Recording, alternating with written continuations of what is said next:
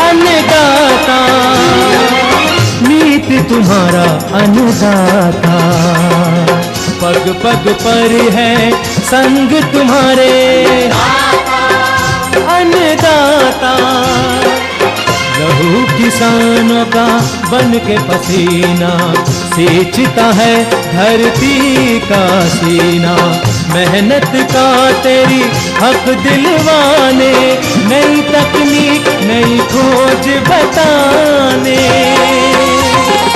पशुधन को गुणवान बनाना, पौध सुरक्षा को सिखलाना, खेती के सब गुर समझाने, भारत का सरताज बनाने। आठों पहर है संग तुम्हारे अन्नदाता, अन्नदाता। नमस्कार, मैं हूं आपके साथ ऋतु ज्ञानवानी। आप सभी दर्शकों का अन्नदाता कार्यक्रम में स्वागत करती हूं। हमारे देश का किसान जन का पोषक है, वो श्रम का देवता है, अन्नदाता है, उसमें ही भारत की आत्मा निवास करती है। ऐसे ही किसानों की प्रगति के लिए हम खेती बाड़ी से जुड़ी हुई बहुत सी नई लाभकारी जानकारियां हर रोज सुबह लेकर आते हैं। तो चलिए कार्यक्रम शुरू करने से पहले देखते हैं क्या है आज के अन्नदाता कार्यक्रम में। मूली की खेती करके किसान ले बम्पर पैदावार।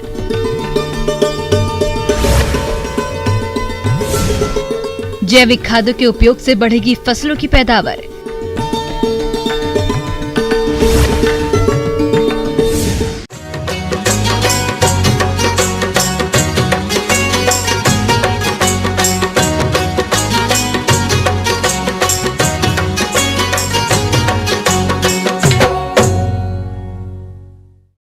किसान भाइयों, मूली की खेती कम समय में अधिक मुनाफा देने वाली फसल है। इसका उपयोग कच्चे सलाद के साथ सब्जी और अचार बनाने में किया जाता है। यदि गर्मी के मौसम में इसकी खेती सही तरीके से की जाए तो बेहतर पैदावार के साथ भारी मुनाफा कमाया जा सकता है। इसलिए आप मूली की उन्नत किस्मों का चयन करके वैज्ञानिक तकनीक से बुआई कैसे करें, इसकी जानकारी के लिए देखिए कार्यक्रम का ये अंश।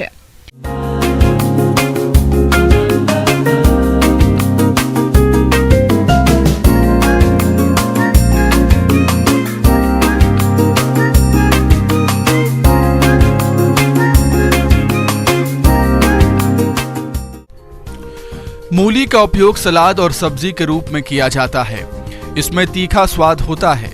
मूली विटामिन सी एवं खनिज तत्व का अच्छा स्रोत है। मूली के लिए ठंडी जलवायु उपयुक्त होती है, लेकिन ये अधिक तापमान भी सह सकती है। इसीलिए गर्मी के मौसम में खेती के लिए बुवाई का उपयुक्त समय मार्च और अप्रैल का महीना होता है। मूली का अधिक उत्पादन देने वाली किस्में। किसान भाइयों, मूली की उन्नतशील किस्मों की बात करें तो उनमें प्रमुख हैं पूसा चेतकी, जापानी वाइट्स, पूसा हिमानी, पूसा रेशमी, पूसा देसी, गलिश सिंथेटिक इत्यादि। तो आप इनमें से किसी भी किस्म का चयन कर बुआई कर सकते हैं। भूमि का चयन और तैयारी। मूली की खेती सभी प्रकार की भूमियों में की जा सकती है, लेकिन मूली का अच्छा उत्पादन प्राप्त करने के लिए रेतीली दोमट भूमि अधिक उपयुक्त रहती है। मूली के लिए गहरी जुताई की आवश्यकता होती है, इसीलिए खेत की एक जुताई मिट्टी पलटने वाले पिलाऊ से करने के बाद 2 से 3 बार कल्टीवेटर चलाकर भूमि को समतल कर लें, जिससे फसल का उचित विकास हो सके। खाद और उर्वरकों का प्रयोग। किसान भाइयों, मूली की फसल से अधिक उत्पादन प्राप्त करने के लिए खाद और उर्वरकों का संतुलित मात्रा में प्रयोग करना जरूरी होता है। इसलिए 150 कुंटल गोबर की खाद या compost, 217 kilo urea, 313 kilo single super phosphate तथा 167 किलो म्यूरेट ऑफ पोटाश प्रति हेक्टेयर की आवश्यकता होती है। इनमें से गोबर की खाद, सिंगल सुपर फास्फेट और म्यूरेट ऑफ पोटाश की पूरी मात्रा का उपयोग खेत की तैयारी के लिए समय पर करना चाहिए और यूरिया को 2 भागों में बांटकर पहली मात्रा का प्रयोग बुआई के 15 दिन बाद और दूसरी मात्रा का उपयोग 30 दिन की फसल अवस्था पर उपरिवेशन के रूप में करना चाहिए। बुआई की उन्नत तकनीक। किसान भाइयों, मूली के बीज की मात्रा, उसकी जाति, बुआई की विधि और बीज के आकार पर निर्भर करती है, लेकिन सामान्य तौर पर मूली की बुआई के लिए 5 से 10 किलो बीज प्रति हेक्टेयर की आवश्यकता होती है। बुआई से पहले मूली के बीजों को कार्बेडाजिम दवा 3 ग्राम प्रति किलोग्राम बीज की दर से बीज उपचार करें। मूली की बुआई 2 तरीके से की जाती है, जिसमें पहली है कतारों में बुआई। इस विधि से बुआई करने के लिए अच्छे प्रकार से तैयार क्यारियों में लगभग 30 सेंटीमीटर की दूरी पर कतारें बना ली जाती हैं और इन कतारों में बीज को लगभग 3 से 4 सेंटीमीटर गहराई में बुआई कर देते हैं। बीज उग जाने पर जब पौधों में 2 पत्तियां आ जाती हैं, तब 8 से 10 सेंटीमीटर की दूरी छोड़कर अन्य पौधों को निकाल देते हैं। दूसरी विधि है मेड़ों पर बुआई। इस विधि में क्यारियों में 30 सेंटीमीटर की दूरी पर 15 से 20 सेंटीमीटर ऊंची मेढ़ें बना ली जाती हैं। इन मेड़ों पर बीज को 4 सेंटीमीटर की गहराई पर बो दिया जाता है।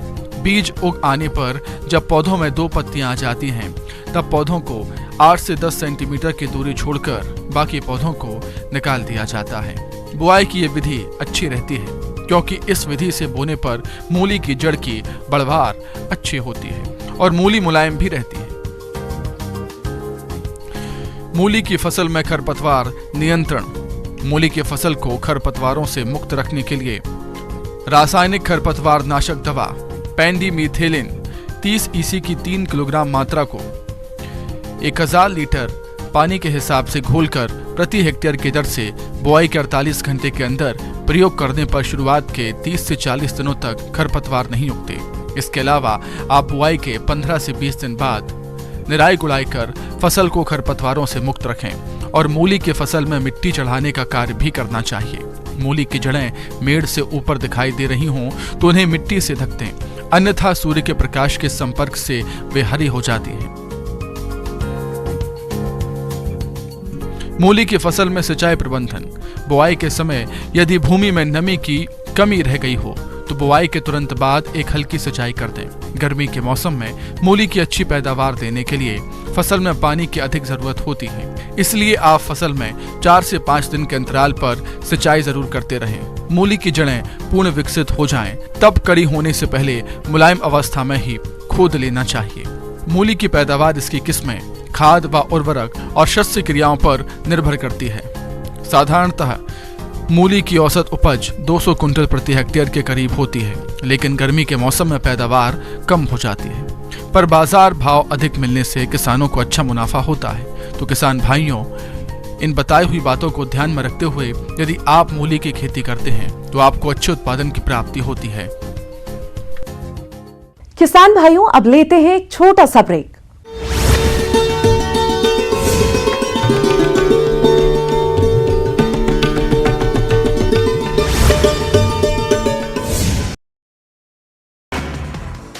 कर्नाटक में विधानसभा चुनाव की तारीखों का ऐलान। 224 सीटों पर 10 मई को एक ही चरण में होगा मतदान। 13 मई को आएंगे नतीजे।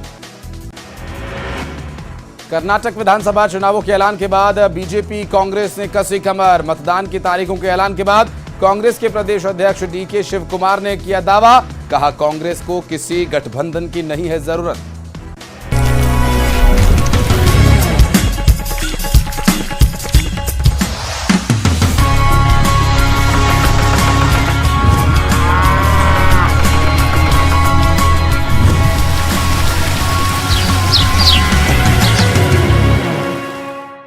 ब्रेक के बाद आप सभी दर्शकों का अन्नदाता कार्यक्रम में स्वागत है।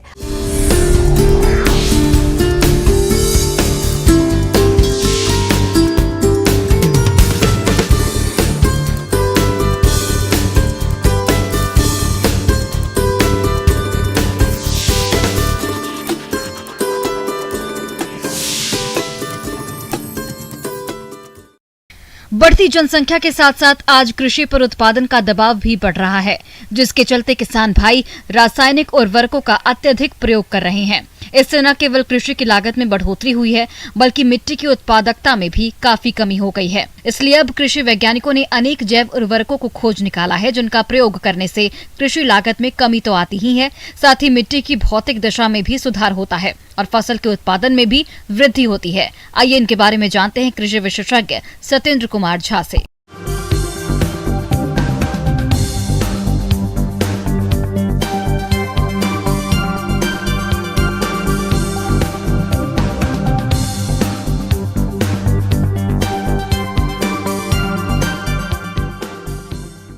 नमस्कार किसान भाइयों।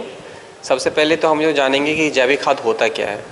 जैविक खाद में हम लोग क्या करते हैं तो सूक्ष्म जीवों का उपयोग करके जो हमारे मृदा की उर्वरा शक्ति है उसको बढ़ाते हैं तथा फसल की उत्पादकता को भी हम लोग बढ़ाते हैं। अब जैविक खाद इसलिए भी ज़रूरी है क्योंकि आज के बढ़ते हुए इस मॉडर्नाइजेशन में, यानी कि मॉडर्नाइजेशन में इससे ये होता है कि दुष्प्रभाव बहुत सारे पड़ रहे हैं, जैसे कि हम लोग रासायनिक उर्वरक का यूज़ कर रहे हैं, रासायनिक खाद का यूज़ कर रहे हैं, तो जिससे क्या हो रहा है कि हमारे मिट्टी की उर्वरक शक्ति कम हो रही है। तो इससे हम लोग कहीं ना कहीं हम लोग को इसे उबरना होगा और हम लोग को क्या करना पड़ेगा, हमें अपनी मृदा पे, हमारे जो जलवायु है उस पर ध्यान देना पड़ेगा। और इसके लिए ज़रूरी है कि हम लोग सूक्ष्म जीवों का उपयोग कर, यानी कि जैविक खाद का उपयोग कर हम अपने पर्यावरण को भी स्वस्थ रख सकते हैं और हम अपने जो फसल है उसको भी हम लोग उसकी उत्पादकता को भी बढ़ा सकते हैं।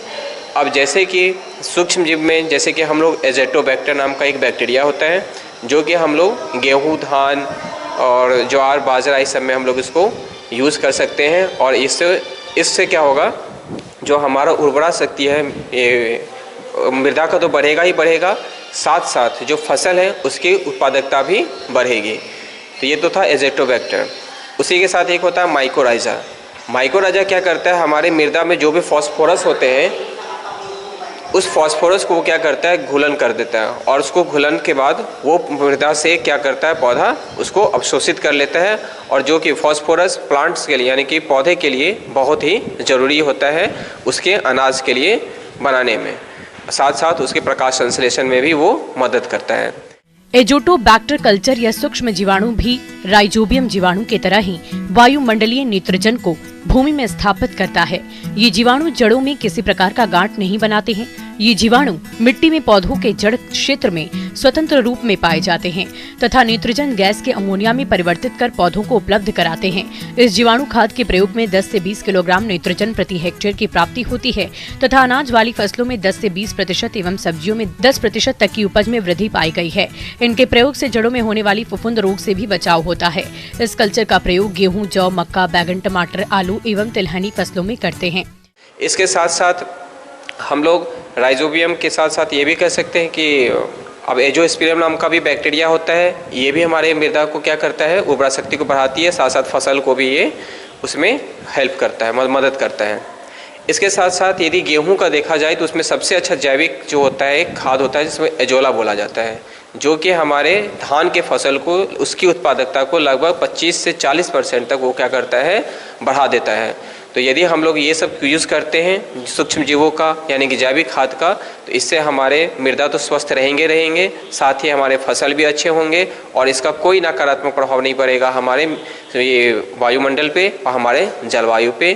तो किसान भाइयों से ये आग्रह है कि आप लोग थोड़ा सा मतलब रासायनिक खाद की जगह जैविक खाद पे ज़्यादा वो थोड़ा तवज्जो दें, जिससे कि हमारे आने वाले पीढ़ियों में ये जो जलवायु में जो समस्या आ रहा है, चाहे हमारी मृदा की जो समस्या उर्वरकता खत्म हो रही है और हमारा पैदावार कम हो रहा है, इससे जैविक खाद के यूज़ करने से, उपयोग करने से, ये सब चीज़ें उपयोग करने से उर्वरा शक्ति और प्लांट का यानी पौधे का विकास अच्छे से होगा।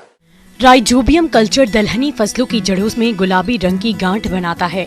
इन गांठों में ही राइजोबियम नामक जीवाणु रहता है जो वायुमंडलीय नाइट्रोजन गैस को भूमि में स्थगित करता है, जिन्हें पौधों द्वारा आसानी से शोषित कर लिया जाता है। राइजोबियम कल्चर के प्रयोग से भूमि में लगभग 15 से 20 किलोग्राम प्रति हेक्टेयर नाइट्रोजन खाद का लाभ होता है। इसके अलावा उपज में लगभग 10% की वृद्धि होती है। इस कल्चर का प्रयोग मूंग, उड़द, अरहर, सोयाबीन, मटर, चना, मूंगफली, मसूर एवं बरसीम के फसल में करते हैं। सभी प्रकार के जीवाणु खाद से बीज उपचारित करने का तरीका एक जैसा ही है। राइजोबियम कल्चर के एक पैकेट से 10 किलोग्राम बीज को उपचारित कर सकते हैं। बीजों को उपचारित करने के लिए सबसे पहले आधा लीटर पानी में लगभग 100 ग्राम गुड़ डालकर खूब उबालें और जब इसकी चाशनी तैयार हो जाए तो इसे ठंडा करने के बाद एक पैकेट कल्चर जीवाणु खाद डालकर अच्छी तरह से मिला दें। इसके बाद बीजों को उपचारित कर सकते हैं। जिन फसलों की पौध का बिचड़ा लगाया जाता है उनकी रोपाई करने से पूर्व पौधों की जड़ों को एजोस्पिरियम या एज़ोटोबैक्टर के घोल में डुबाकर पौधे को उपचारित किया जा सकता है। उर्वरा जैसे कि हमने अभी आपको एजोला बताया था, यदि उसको एजोला को यदि हम लोग धान में यूज़ करते हैं तो उससे 25 से 40% धान का उत्पादकता बढ़ जाता है। जबकि आप यहीं पर यदि रासायनिक खाद का यूज़ करते हैं तो उससे 40% तक तो उत्पादकता नहीं बढ़ता है। उससे उल्टा क्या होता है, हमारे मृदा की उर्वरा शक्ति ही कम कर देती है और जो हमारा पौधा होता है उसके लिए भी, यानी कि ज़्यादा यदि नाइट्रोजन या यूरिया डाल देते हैं हम लोग खेत में तो उसका नकारात्मक प्रभाव पड़ जाता है। अब क्यों? क्योंकि यूरिया ज़्यादा डालते हैं तो उसमें नाइट्रोजन होता है, और नाइट्रोजन ज़्यादा डालने से क्या होता है, उसका जो यानी कि पत्तियों का विकास ज़्यादा हो जाता है। और पत्तियों का विकास ज़्यादा होगा तो उससे क्या होगा, जो रोग होते हैं जैसे बैक्टीरिया के यानी कि जीवाणु रोग, वायरस वाले रोग, वो ज़्यादा पनप जाते हैं। तो इससे हमारा क्या होता है, फसल और उसमें क्या होता है, उत्पादकता और कम हो जाती है उसकी। जबकि यही हम लोग यदि एजोला का यूज़ करते हैं तो इसका कोई मतलब हार्मफुल यानी कि उसका हानिकारक प्रभाव नहीं पड़ता है। आगे और भी है खेतीबाड़ी से जुड़ी हुई बहुत सी रोचक जानकारियां। यहां रुकेंगे एक और ब्रेक के लिए।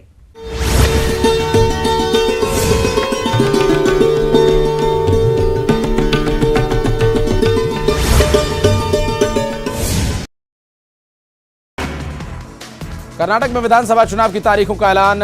224 सीटों पर 10 मई को एक ही चरण में होगा मतदान। 13 मई को आएंगे नतीजे। कर्नाटक विधानसभा चुनावों के ऐलान के बाद बीजेपी कांग्रेस ने कसी कमर। मतदान की तारीखों के ऐलान के बाद कांग्रेस के प्रदेश अध्यक्ष डीके शिव कुमार ने किया दावा। कहा कांग्रेस को किसी गठबंधन की नहीं है जरूरत। कर्नाटक कांग्रेस प्रमुख डीके शिव कुमार ने कलाकारों पर की 500 रुपए के नोटों की बारिश। श्रीरंगपटना में कांग्रेस द्वारा आयोजित की गई थी प्रजाध्वनि यात्रा। मांड्या जिले के बेविनाहल्ली के पास का बताया जा रहा है मामला। साबरमती जेल पहुंचा माफिया अतीक अहमद। उमेश पाल किडनैपिंग मामले में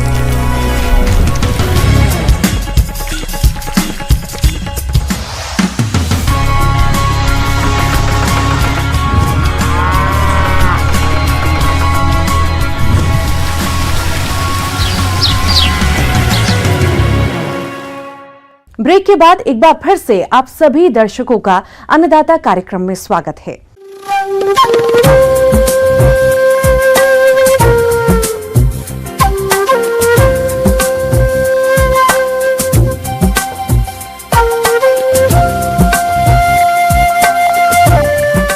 मौसम विभाग की रिपोर्ट पर साप्ताहिक कृषि सलाह इस प्रकार है।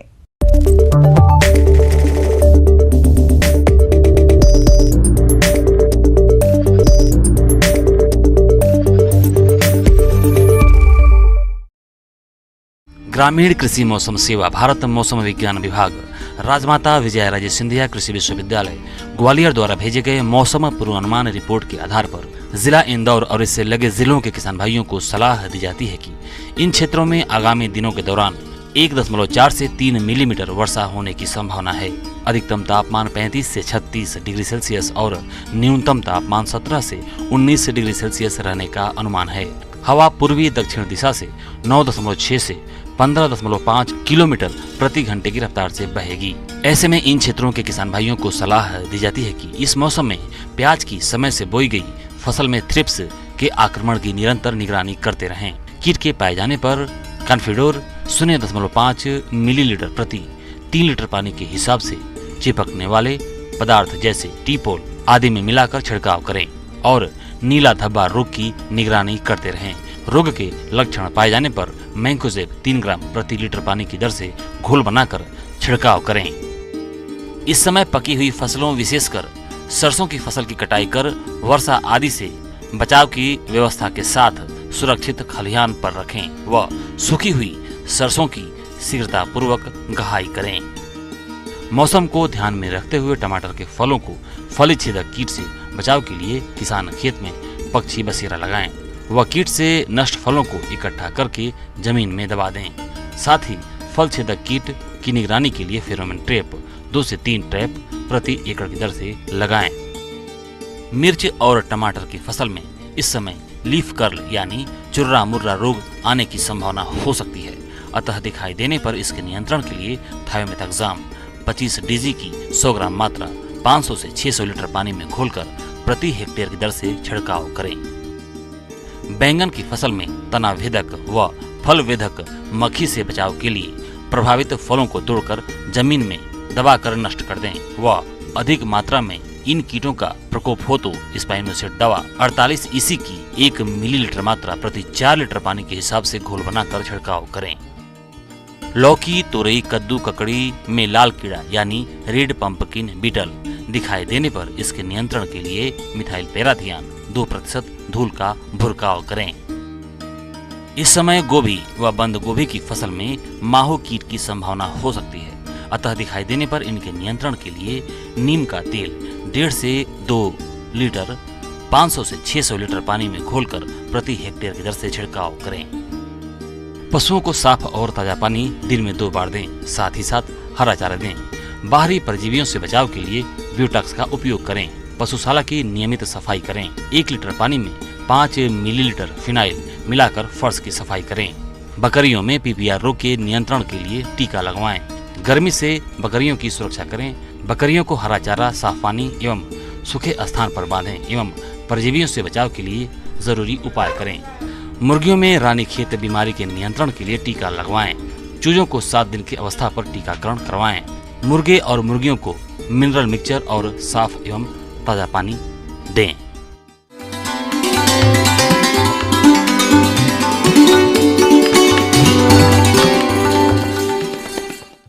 और आइए अब जानते हैं अन्नदाता निशुल्क फोन के माध्यम से पूछे गए समस्याओं का समाधान। अन्नदाता निशुल्क फोन संपर्क सेवा के माध्यम से पूछे गए प्रश्नों में से आज हमने जिस प्रश्न को कार्यक्रम में शामिल किया है उसे पूछा है ग्राम भोपत, जिला ग्वालियर के कृषक चमन गुर्जर ने। ये रोगों से बचाव के लिए पशुओं में टीकाकरण के बारे में जानकारी चाहते हैं। तो चमन गुर्जर जी, आपकी जानकारी के लिए प्रस्तुत है कार्यक्रम का ये अंश।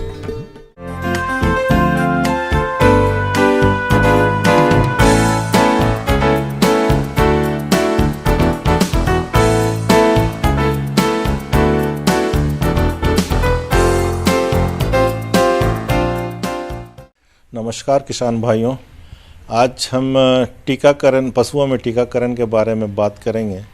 एक अभी समय जो है ये बदलता जा रहा है, सब ठंड से अब गर्मियों के तरफ हम लोग बढ़ रहे हैं। इस समय जो तापमान है वो धीरे धीरे बढ़ रहा है और एक नमी आने की संभावना है। अगर एक बारिश हो जाती है तो नमी आ जाती है।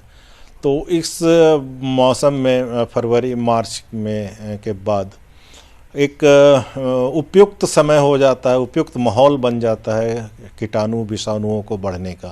संक्रमण से होने वाले रोग कई बार प्राण घातक भी होते हैं, इसलिए सही समय पर टीकाकरण ही इसका सही बचाव है। एक पशु से दूसरे पशु में लगने वाली इन बीमारियों को आने से रोकने के लिए कई राज्यों में पशुपालन विभाग द्वारा भी समय समय पर टीकाकरण अभियान भी चलाया जाता है। टीकाकरण से अनेक बीमारियों की समय पर रोकथाम की जा सकती है। किसान भाई जो पशुओं पर आधारित हैं, उसमें खुरहा चपका जो है गौवंशीय में बहुत ज़्यादा फैलता है और वो उससे इकोनॉमिकल लॉस पूरे वर्ल्ड में सबसे अधिक इकोनॉमिकल लॉस हो रहा है, क्योंकि उससे जो प्रोडक्शन होता है वो कम हो जाता है। और फिर जब वो खुरहा चपका रोग ठीक भी हो जाता है तो जितना प्रोडक्शन हो रहा है उतना कभी नहीं पहुंच पाता है। तो हमको खुरहा चपका का टीकाकरण बकरियों में भी करना चाहिए और गाय भैंस जो गौवंशीय हैं, जो उसमें खुर के जिसमें होते हैं, उनमें भी करनी चाहिए। और अगर कोई पशुपालक पिगरी को, सुअर को भी रखे हुए हैं तो उसमें भी खुरहा चपका का टीकाकरण करना चाहिए। लेकिन जो खुरहा चपका है वो उसमें 6 महीना का ही रोग से लड़ने की क्षमता उस पशु में आती है। तो खुरहा चपका का हम लोग टीकाकरण साल में 2 बार कराते हैं, एक समय जब मार्च अप्रैल में और एक है अक्टूबर नवंबर में। तो उसके बाद हम लोग उस रोग से पशुओं को लड़ने की क्षमता आ जाएगी और वो रोग होने की संभावना कम हो जाती है। लगड़ी बुखार रोग यह मुख्यतः गाय भैंसों में पाया जाने वाला जीवाणु जनित रोग है, जिसमें भारी भरकम शरीर वाले पशु के कंधे या पुट्ठे की मांसपेशियों में गैस भरी सूजन होती है, जिसके कारण पशु लंगड़ाने लगते हैं। सूजन वाली जगह को दबाने पर चरचराहट की आवाज आती है, तेज बुखार आता है। रोग का विशिष्ट कारण क्लोस्ट्रीडियम सेवियाई नामक जीवाणु है। लगड़ी बुखार सामान्यतः कम आयु के पशुओं का रोग है। वर्षा ऋतु में इस रोग का प्रकोप अधिक होता है तथा इसमें मृत्यु दर अधिक होती है। इस रोग से बचाव के लिए साल में एक बार बरसात से पहले छोटे व बड़े पशुओं को चमड़ी के नीचे टीका अवश्य लगवाना चाहिए। तीसरा जो बीमारी है जिससे मृत्यु दर अधिक होती है, गलघोटू बीमारी है। गलघोटू बीमारी होने की संभावना अभी जैसे मौसम बदल रहा है, समय बदल रहा है, तापमान बढ़ रहा है, नमी आएगी तो उस समय होने की संभावना रहती है। गाय जो गौवंशी हैं वो जाते हैं चरने के लिए, शाम को आते हैं तो गला फूला हुआ मिलता है और नाक से घों घों की आवाज़, जब गला फूल जाता है तो घों घों की आवाज़ आती है और थोड़ा सा पानी भी आने लगता है, खाना पीना छोड़ देता है और उसके बाद सुबह तक में अगर उस समय उसका उपचार नहीं किए तो 12 से 24 घंटे में उस पशु की मृत्यु हो जाती है। तो गलघोटू का भी जैसा मैं बताया कि वो उपचार करने का समय आपको उतना नहीं दे पाता है, इसलिए इसका उपचार है, अगर सही समय पर पहुंच जाएंगे तो उपचार है। लेकिन तो इसके लिए बचाव के लिए हम लोग टीकाकरण करते हैं। तो गलघोटू का टीका जो है ये अभी हम लोग टीकाकरण करेंगे, उसके बाद उसमें इम्यूनिटी आ जाती है। इम्यूनिटी आने के बाद हम लोग उसमें रोग से लड़ने की क्षमता आ जाती है और ये 1 साल तक चलती है। रेबीज एक विषाणु जनित रोग है। यह रोग कुत्ता के काटने से स्वस्थ पशु के शरीर में प्रवेश करता है। रोग के लक्षण, पशु जोर जोर से रंभाने लगते हैं, पशु अपने सिर को किसी पेड़ अथवा दीवार पर मारता रहता है, पानी पीने से डरने लगता है, रोगग्रस्त पशु दुबला हो जाता है। पशुओं में इस बीमारी से बचाव के लिए साल में 1 बार एंटी रेबीज का टीका लगवाएं। लेकिन एक चीज ध्यान देना है, टीकाकरण करने से पहले कृमिनाशक दवाइयाँ जरूर दे दीजिए। 1 हफ्ता पहले कृमिनाशक दवाई दे दीजिए और उसके बाद 1 हफ्ता के बाद में टीकाकरण कर लीजिए, रोग से लड़ने की क्षमता पशुओं में आ जाएगी।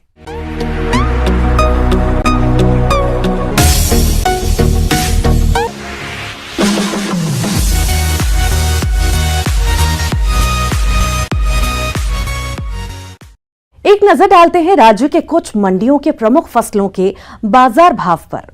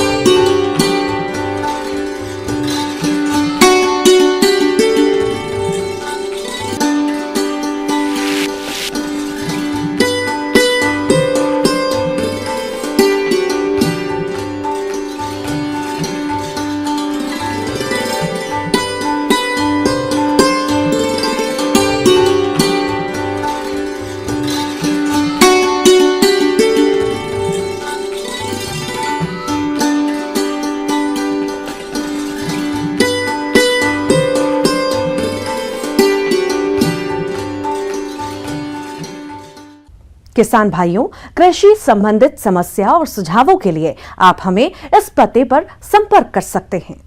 प्रोड्यूसर अन्नदाता news 18 Madhya Pradesh Chhattisgarh, Ramoji film city Hyderabad 501512। साथ ही आप हमें ईमेल भी कर सकते हैं। हमारी ईमेल आईडी है p18annadatamp@nw18.com। इसके अतिरिक्त आप हमें निःशुल्क हेल्पलाइन नंबर 180088926163 पर सोमवार से शनिवार सुबह 10 से शाम 4 बजे के बीच संपर्क कर सकते हैं। अब समय हो रहा है आपसे विदा लेने का। कल फिर मुलाकात होगी कृषि से जुड़ी महत्वपूर्ण जानकारियों के साथ। नमस्कार।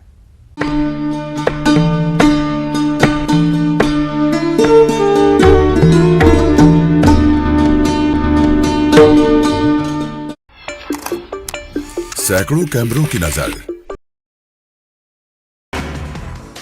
कर्नाटक में विधानसभा चुनाव की तारीखों का ऐलान। 224 सीटों पर 10 मई को एक ही चरण